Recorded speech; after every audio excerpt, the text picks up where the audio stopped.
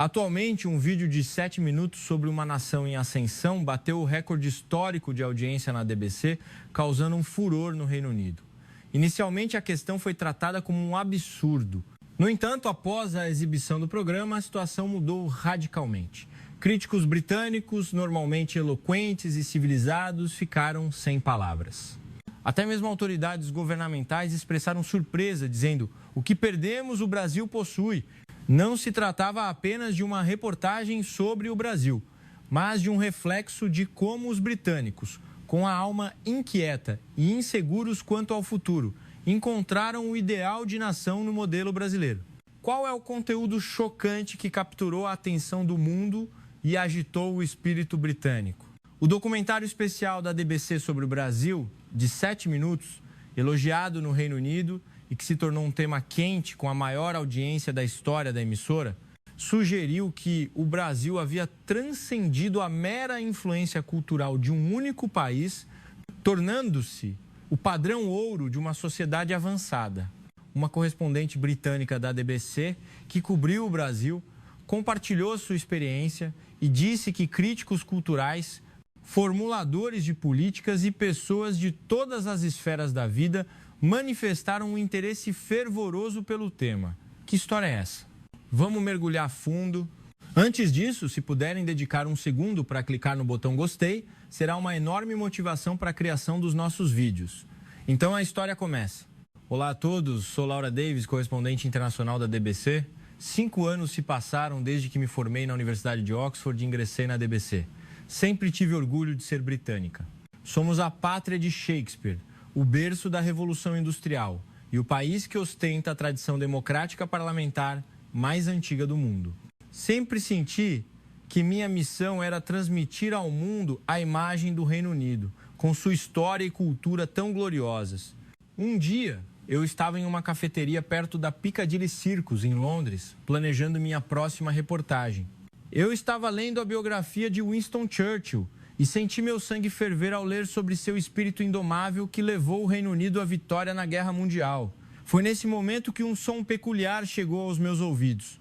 Estranho. Que é isso? Curiosa, virei-me, vi jovens na mesa ao lado, com cartões de vocabulário e expressões únicas do português brasileiro PB, estudando fervorosamente.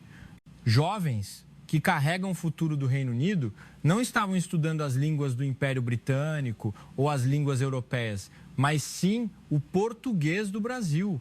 Isso era difícil de engolir. Para ser honesta, antes disso eu não tinha grande interesse pelo Brasil ou pela cultura sul-americana, pois estava convencida de que a cultura britânica era a melhor do mundo. Nossa língua, o inglês, é a língua franca mundial e nossas leis e sistemas se tornaram um padrão global, não é? Jamais imaginei que a cultura de outra nação pudesse penetrar tão profundamente no Reino Unido. No entanto, aquela cena me fez mergulhar em pensamentos. O que estaria levando esses jovens a aprender o PB? O que havia de mais atraente do que o nosso Shakespeare, os Beatles ou Harry Potter? Essa questão rondava minha mente. Finalmente decidi me aproximar e perguntar. A resposta deles me chocou ainda mais. A cultura brasileira é demais, sabe? Uma mistura perfeita de tradição e modernidade, sempre criando algo novo. Acho que o Reino Unido tem muito a aprender. No momento em que eu vi isso, uma mistura de emoções complexas me invadiu. Insegurança e indignação. O orgulho que senti como descendente do grande Império Britânico, juntamente com a ansiedade sobre a velocidade com que o mundo estava mudando sem o nosso conhecimento, e a frustração com os jovens que estavam se afastando de nossa cultura para se fascinar por outra. Após aquela experiência chocante na cafeteria, voltei apressadamente ao escritório e comecei a me interessar pelo Brasil. Enquanto discutia o assunto com meu colega Sorenstam, notei que James, que estava por perto, demonstrava interesse em nossa conversa. James era um repórter sênior que trabalhava na DBC há mais de 20 anos, conhecido especialmente como especialista em cultura e economia da América Latina. Ele foi correspondente em Buenos Aires e Santiago no final dos anos 80 e início dos 90, durante o período de transição democrática. Sua experiência era de fato notável. Para James, a menção da América Latina evocava fortemente a imagem da estabilidade dos países hispânicos e a influência cultural europeia que lá perdurava. Ao me ouvir, a expressão de James endureceu gradualmente. Para ele, cuja visão da América Latina era centrada em modelos mais antigos, a ascensão da cultura brasileira parecia uma realidade difícil de aceitar. Pelo seu vasto conhecimento e experiência, ele parecia acreditar que a popularidade da cultura brasileira era apenas um fenômeno passageiro. Então ele me disse: Laura, qual é o problema? Tivemos uma onda nova nos anos 80. Isso também passará rapidamente. Não se esqueça da força inerente da cultura britânica. As palavras de James me surpreenderam, mas eu contive a emoção e respondi calmamente. James, a influência cultural do Brasil está num nível diferente do passado, espalhando-se mais ampla e profundamente em escala global. Além disso, o Brasil alcançou resultados surpreendentes não apenas na cultura, mas também em tecnologia e economia. Não é apenas uma moda passageira, é uma mudança na ordem mundial. Neste momento, Sorenstam, nosso colega, interveio. Laura está certa, James. Sua visão é muito tendenciosa. O mundo está mudando rapidamente. Precisamos reconhecer o sucesso do Brasil e assumir a postura de aprender com ele. Se ficarmos presos apenas à glória do passado, seremos varridos pela vertiginosa mudança mundial. James ficou momentaneamente sem palavras. Eu, encorajada pelo apoio de Sorenstam, continuei. Devemos olhar para o mundo com a mente aberta, encontrar o que podemos aprender no sucesso do Brasil e elevar nossa cultura a um nível superior, não é? Após essa conversa, o clima no escritório mudou. Meus colegas começaram a demonstrar mais interesse pelo Brasil e nossa abordagem jornalística começou a mudar pouco a pouco. Surpreendentemente, o que eu vi não foi uma coincidência. Eu consegui encontrar vestígios da cultura brasileira em todos os cantos de Londres. Caminhando pela Oxford Street, comecei a notar placas em português, churrascarias brasileiras e inúmeras lojas de açaí e sucos naturais. O novo chá de bolhas, dando-me a estranha sensação de estar andando pelas ruas de São Paulo ou Rio de Janeiro. Um fato ainda mais chocante ocorreu nas nossas prestigiadas universidades. Fiquei boquiaberta quando soube que minha alma mater, a Universidade de Oxford, havia aberto um curso de português brasileiro na sala de aula onde antes se estudava a língua de Shakespeare e Milton, agora se aprendia a sintaxe e as nuances do PB. Minha mente pensou, claro que é o português, e naturalmente comecei a sentir a grandeza da língua. No entanto, havia notícias mais impactantes à minha espera. Dizia-se que as escolas privadas de elite do Reino Unido estavam adotando o português como segunda língua estrangeira, superando o francês e o alemão. Essa foi uma mudança revolucionária. O fato de a futura elite do Reino Unido estar aprendendo português me causou uma estranha sensação de insegurança. E a mudança não se limitava à área educacional. O mundo corporativo britânico também estava mudando rapidamente. Não pude evitar um sorriso quando soube que algumas empresas estavam adotando a cultura de confraternização brasileira. Imaginei britânicos, conhecidos por sua formalidade, bebendo cachaça e cantando alegremente em um karaokê ou roda de samba. Mais surpreendente ainda, essas empresas estavam se esforçando para entender conceitos emocionais brasileiros, como o jeitinho brasileiro, a capacidade de contornar regras com charme e o jogo de cintura, adaptação e flexibilidade para além da capacidade ética rígida. Era difícil de acreditar que conceitos sociais tão tipicamente sul-americanos estivessem se infiltrando na cultura corporativa britânica. Testemunhando todas essas mudanças, fui envolvida por uma emoção complexa e sutil. Por um lado, sentia-me animada com a rápida transformação do mundo. Por outro, preocupada com a erosão de nossos valores e cultura tradicionais. No entanto, esforcei-me para olhar essas mudanças com objetividade. Seria apenas uma moda passageira ou o prenúncio de uma mudança maior? Eu precisava investigar a fundo e, no processo, senti a necessidade de reavaliar os pontos fortes e fracos da nossa própria cultura britânica. Chocada com a influência da cultura brasileira nas ruas de Londres, decidi investigar mais a fundo o seu núcleo, a língua portuguesa. Os fatos que descobri me chocaram ainda mais. Primeiro, fiquei de boca aberta ao ouvir as avaliações de linguistas de classe mundial sobre o português. Renomados linguistas como os professores Rod e Putton, dos EUA, elogiaram o português como uma das línguas mais expressivas e filosoficamente ricas da história humana. Inicialmente, pensei que isso era um exagero, pois sabia o quão eficiente e bela era a nossa escrita alfabética. No entanto, à medida que aprendia sobre a profundidade da palavra saudade, melancolia, falta, e a adaptabilidade do jogo de cintura, flexibilidade social e resiliência, expressões que transmitem emoções e situações sutis, e o sistema de tratamento que distingue o formal do informal, gradualmente concordei com sua avaliação. Era surpreendente que um modo de expressão tão filosófico e delicado tivesse sido aprimorado ao longo de séculos. O Reino Unido talvez ainda estivesse no caos da Idade Média e os ancestrais brasileiros já eram incrivelmente avançados, pensei comigo, mergulhando mais fundo no estudo do português. Foi então que soube dos movimentos na ONU. Dizia-se que havia um esforço para promover o uso mais amplo do português como língua principal nas Nações Unidas, tá? Inicialmente, achei inacreditável que a língua estivesse sendo cogitada para se alinhar com o inglês, o francês e o espanhol. Mas logo minha mente ficou mais aberta. Por que não? O que me chocou especialmente foram as mudanças no dicionário Oxford de inglês. Embora pizza e karaokê já tivessem sido incluídos há muito tempo, soube que recentemente adicionaram palavras como açaí, feijoada, capoeira e até mesmo os conceitos sociais como saudade e jogo de cintura. Fiquei desanimada, sentindo que a pureza da nossa língua, da qual sempre tive orgulho, estava sendo contaminada com tantas palavras do cotidiano brasileiro. A reação de James ao ouvir essa notícia foi particularmente memorável. Ele ficou em silêncio por um momento e depois disse: muitas palavras de outros países foram incorporadas, como pizza ou cosplay, certo? O que há de diferente só porque é português? As palavras de James me fizeram refletir. Ele tinha um ponto, mas eu sentia que havia algo diferente. Se as palavras de outros países eram principalmente substantivos relacionados à culinária, as palavras de origem brasileira cobriam um espectro mais amplo.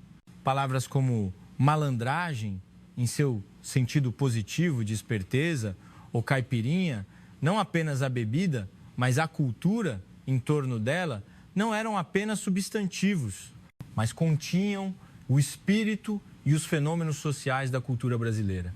James, você está certo, mas o que é notável aqui é a velocidade e o escopo. Outros empréstimos levaram décadas para se infiltrar lentamente, mas as palavras em português aumentaram exponencialmente nos últimos anos. Além disso, essas palavras transmitem a essência da cultura brasileira, não apenas objetos ou conceitos. James balançou a cabeça. Tudo bem, admito que as palavras em português estão entrando rapidamente. Mas por quanto tempo você acha que isso vai durar? 5, 10 anos?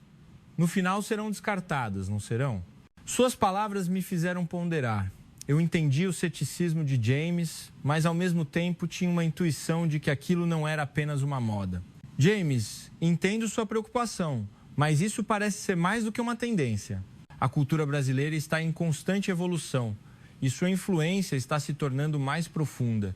Após o cinema e a música pop, agora até a culinária brasileira e o estilo de vida estão se tornando uma tendência mundial, não é? Este não é um fenômeno temporário. Um novo eixo cultural global está se formando. James ainda parecia cético, mas eu estava convencida de que a ascensão do português globalmente não era apenas uma moda, mas uma manifestação de que o mapa cultural mundial estava passando por uma mudança fundamental. Refletindo sobre isso, ponderei novamente sobre a situação do Reino Unido. Devemos mudar também ou devemos proteger nossas tradições? Essa questão rondava a minha mente, mas uma coisa era certa: não poderíamos rejeitar a mudança.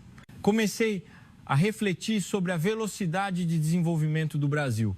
Apenas algumas décadas atrás, o país enfrentava ditaduras, crises econômicas e profunda desigualdade, mas agora se tornou uma economia líder mundial e um centro cultural. Com empresas de classe mundial como Embraer e Natura e capturando o coração dos jovens em todo o mundo com sua música e cinema, o Brasil era uma força a ser reconhecida. Eu me perguntei, como o Reino Unido mudou? Olhei para a nossa história. Embora ainda sejamos uma grande nação, parece que perdemos nossa influência de outrora. Pensando nisso, senti uma mistura de inveja e ciúme do desenvolvimento brasileiro, mas também uma profunda admiração Senti o quão incríveis eram seu esforço, paixão e espírito inovador. A ideia de nós também devemos mudar surgiu na minha cabeça, mas rapidamente balancei a cabeça.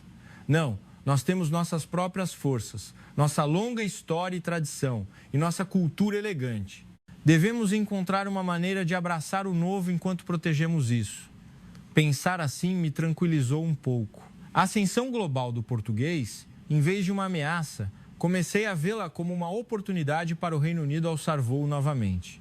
Ao cobrir o crescimento surpreendente do português e sua cultura, naturalmente voltei minha atenção para a história por trás disso. Em particular, o caminho do milagre econômico percorrido pelo Brasil era um tema incontornável. Percebi que essa história era o pano de fundo que tornava a surpreendente história de sucesso do Brasil ainda mais brilhante. A história do Brasil não é apenas um registro de desenvolvimento econômico, mas também uma história de dor profunda e de um espírito inabalável que superou essa dor. No século XX, o Brasil enfrentou escassez de recursos, turbulências políticas e instabilidade internacional. Esse período foi um momento de angústia e perda indescritíveis para o povo brasileiro. Mas também foi um momento que provou a tenaz vitalidade e a vontade indomável dos brasileiros. Diante da adversidade, o povo brasileiro não se desesperou, mas se reergueu. Mesmo durante os períodos sombrios de crise e inflação, o desejo dos brasileiros de construir um futuro nunca se apagou. O espírito de lutar para vencer uma adaptação do Apientearroia taiwanês para o contexto brasileiro de resiliência e garra e a vontade de encontrar uma solução, o jeitinho brasileiro em seu sentido positivo, são a base da cultura brasileira atual. A recuperação e a ascensão, especialmente após períodos de caos econômico e ditadura, foram verdadeiramente admiráveis. Foi um tipo de recuperação milagrosa que surpreendeu o mundo.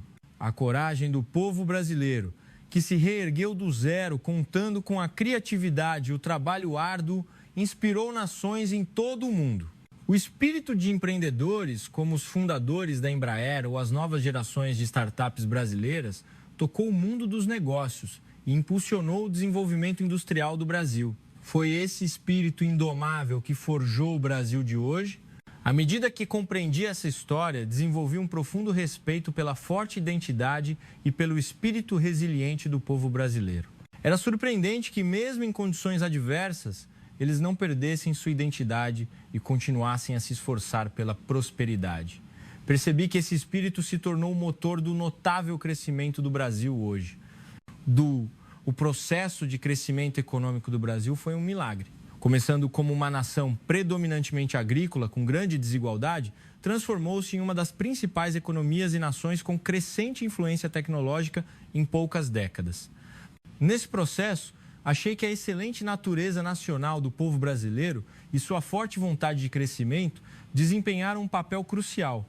Por trás do crescimento econômico rápido, apelidado de milagre, estava a diligência e a honestidade do povo brasileiro, seu autoentusiasmo pela educação e seu espírito de perseverança. Em particular, a paixão dos brasileiros pela educação era admirável. Os pais que priorizavam a educação de seus filhos, mesmo em ambientes de pobreza, e os alunos que estudavam até tarde da noite, não foram eles a força motriz que levou o Brasil ao sucesso? Além disso, o espírito inovador do povo brasileiro era surpreendente. Empresas de classe mundial surgiram em diversas áreas, como aviação, Embraer, cosméticos e biotech. Essas empresas estão liderando o mercado global. Eu senti que por trás dessas conquistas estava a atmosfera de criatividade e o espírito de melhoria do povo brasileiro. Ao ver essa imagem do Brasil, senti profunda admiração. Superar a dor do passado, reerguer-se e crescer para se tornar uma economia líder mundial, isso era incrível.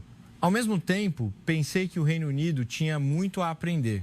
Quanto mais via histórias de sucesso como a do Brasil, mais queria entender por que esse lugar cresceu tão rapidamente, qual era a sua cultura e espírito. Eu queria entender isso mais profundamente. Depois de compreender o sofrimento histórico e a superação do Brasil, investiguei mais profundamente os resultados globais que o país alcançou. Os fatos que descobri nesse processo me chocaram ainda mais. Primeiro, a posição do Brasil no setor industrial era formidável. O sucesso em setores como a aviação e a agrotech e a biotech era notável. A Embraer detinha uma participação dominante no mercado global de jatos regionais e executivos, e a posição das empresas brasileiras na cadeia de suprimentos de tecnologia agrícola e de energia renovável me deixou sem palavras. Muitas das indústrias de tecnologia das quais o Reino Unido se orgulhava estavam agora sendo superadas pela influência das empresas brasileiras. A história da Embraer não apenas demonstrava o poder tecnológico e a capacidade de inovação do Brasil, mas também refletia os desafios que o Reino Unido enfrentava no cenário tecnológico global. O mesmo se aplicava ao mercado de entretenimento digital. Muitos dos jogos de computador que fascinavam gamers em todo o mundo tinham sua origem ou desenvolvimento central no ecossistema criativo do Brasil. Ver empresas brasileiras lançando produtos inovadores em esportes e design me obrigou a admirar o poder tecnológico e a imaginação do país. As conquistas no setor de materiais e componentes também eram chocantes. Embora invisíveis na superfície, componentes e materiais brasileiros eram indispensáveis em smartphones e produtos eletrônicos em todo o mundo. Esse fato demonstrava que o poder tecnológico do Brasil havia atingido um nível inatingível para outros. Testemunhar essa realidade me fez refletir profundamente sobre o estado atual do Reino Unido mais uma vez. No entanto, as conquistas do Brasil não paravam na área industrial. O sucesso na área de conteúdo cultural era ainda mais surpreendente. O sucesso do cinema brasileiro e da música popular era notável. Ao ouvir a notícia de que filmes como Cidade de Deus e a música de artistas da nova geração da MPB estavam se tornando populares em todo o mundo, tive que admitir que a glória da literatura e do drama britânicos, da qual nos orgulhávamos, estava agora sendo desafiada pelas histórias brasileiras. Esse fato tornou meu humor complexo. Na área de estilo de vida, o Brasil também estava criando uma nova história. Fiquei boquiaberta quando soube que o açaí havia se tornado uma das sobremesas mais rentáveis e populares do mundo. Embora os dramas da nossa DBC também fossem reconhecidos globalmente, a culinária e a cultura pop brasileiras, com sua cosmovisão única e encanto profundo, eram capazes de cativar fãs em todo o mundo. Mais surpreendente ainda, esse sucesso cultural se traduziu em soft power, aumentando significativamente a influência do Brasil no cenário internacional. O peso da voz do Brasil na APEAC e em várias conferências internacionais havia mudado completamente. Em particular, a experiência e as soluções do Brasil em questões globais como saúde pública e inovação tecnológica atraíram grande atenção. Um episódio em particular me marcou. Dizia-se que, em uma recente conferência internacional, um representante de um país em desenvolvimento disse em seu discurso: "Queremos ser um lugar como o Brasil." Senti profundamente que a experiência brasileira de superar a adversidade e se transformar em uma sociedade avançada estava se tornando um modelo para o mundo. Ao cobrir todas essas conquistas, senti-me profundamente emocionada, mas ao mesmo tempo com um sentimento complexo. Orgulho pelo sucesso do Brasil e, por outro lado, um certo pesar pela situação do Reino Unido. Ao cobrir as surpreendentes conquistas globais do Brasil, comecei naturalmente a refletir profundamente sobre o futuro do país. E o potencial que descobri nesse processo me chocou ainda mais. Primeiro, a competitividade do Brasil em tecnologias inovadoras para o futuro, como inteligência artificial e biotech, era notável. O poder tecnológico de empresas como Embraer X e as startups de agrotech alcançou o nível mais alto do mundo. Por outro lado, a realidade de que o Reino Unido estava ficando para trás nesse campo pesou sobre meu humor. Éramos uma potência de IA que deu origem a Alan Turing, mas agora estávamos sendo superados pelo Brasil em infraestrutura de hardware e biotecnologia. Isso era melancólico. Mais surpreendente ainda, o Brasil estava contribuindo para a difusão de valores sociais e culturais, superando o desenvolvimento econômico e tecnológico. Em particular, o nível de consciência cívica era muito alto. Ao cobrir as situações de crises e desastres, como as grandes inundações ou o mutirão, esforço comunitário em áreas desfavorecidas, senti um profundo respeito pela consciência ordeira e pelo espírito de solidariedade do povo brasileiro. Mesmo em situações extremas, não houve tumultos. As pessoas se ajudaram mutuamente, demonstrando uma unidade surpreendente E a imagem de voluntários se dedicando de coração serviu de modelo para muitos países ocidentais, incluindo o Reino Unido. A alta consciência cívica do Brasil também se destacou na resposta à pandemia de Covid-19. Usar máscaras e seguir as regras de quarentena era considerado algo natural, não um inconveniente, mas uma consideração mútua para a proteção uns dos outros. Isso se tornou um modelo mundial. Por outro lado, o Reino Unido enfrentou muitas dificuldades com a confusão na resposta inicial. Diante dessa realidade, mais uma vez fiquei chocada com o alto nível de consciência cívica brasileira. Em resumo, senti que o Brasil havia transcendido o status de mera potência econômica e possuía as qualidades de uma sociedade verdadeiramente avançada. Não apenas o poder econômico, mas também a segurança social, o nível de consciência cívica e a harmonia entre tradição e modernidade. Em todos os aspectos, o Brasil estava se alinhando com as sociedades de ponta do mundo. Ao encerrar esta reportagem, estou genuinamente ansiosa para ver que papel o Brasil desempenhará no cenário mundial daqui para frente e quais novos valores e visões ele apresentará nesse processo. Estou muito curiosa. Ao mesmo tempo, percebi que o Reino Unido tem muito a aprender com o Brasil. Como correspondente da DBC, sinto que através desta reportagem captei uma nova tendência mundial. A presença do Brasil transcende o sucesso de um lugar, apresentando um novo paradigma de harmonia e desenvolvimento na sociedade global do século XXI. Continuarei a observar de perto essa onda de mudanças e a trazer informações perspicazes para todos vocês. Obrigada por nos acompanhar por tanto tempo.